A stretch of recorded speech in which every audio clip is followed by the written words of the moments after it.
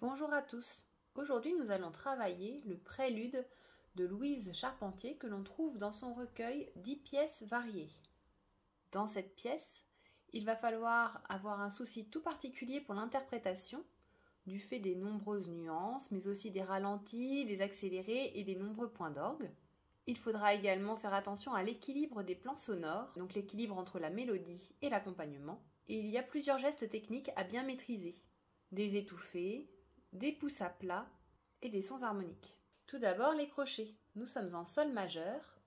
Il va falloir remonter les crochets de base plus le fa dièse.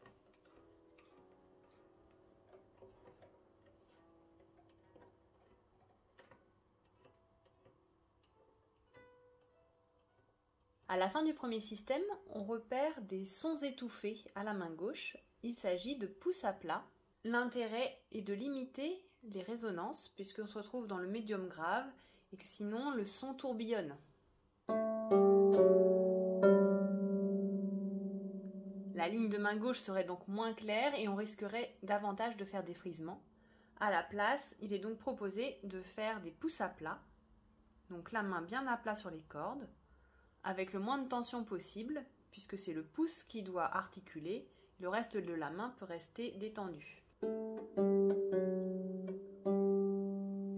Il faut faire attention bien sûr d'étouffer la note qui précède celle qu'on joue. Donc il faut décaler un tout petit peu la main. Si je mets un tout petit peu trop droit, cela n'a plus aucun intérêt puisque toutes les notes résonnent de la même façon que quand on fait un doigté plus traditionnel. On pense donc bien à mettre la main un tout petit peu de biais, toujours en articulant bien le pouce. On joue en se déplaçant tout de suite sur la note suivante, avec la main légèrement en biais, pour pouvoir étouffer la note qui précède.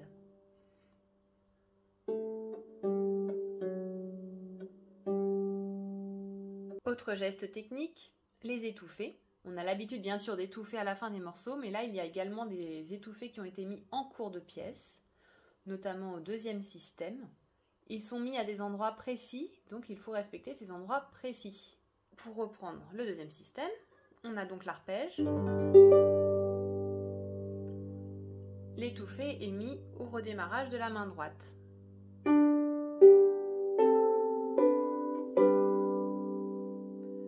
Il faut éviter d'anticiper l'étouffé, sinon cela ferait un trou au niveau du son.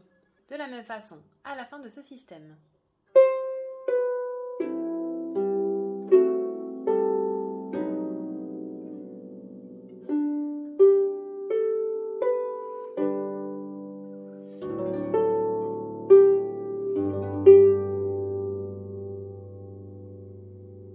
Pour les notes harmoniques, il y en a à la main gauche comme à la main droite. Le principe est le même, il faut viser le milieu de la corde, en tenant compte donc du fait que le crochet peut être monté ou baissé selon la corde pincée.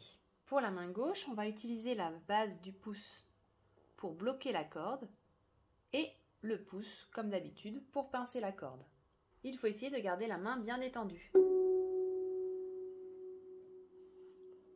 Pour la main droite, on va viser également le milieu de la corde, mais cette fois-ci avec l'index replié. Et pincer la corde, toujours avec le pouce. Dans les endroits un peu plus délicats, dans l'équilibre des plans sonores, on repère la partie avec les sextolés. Il faut bien faire ressortir le pouce de la main droite, mais les autres notes doivent être toutes bien égales.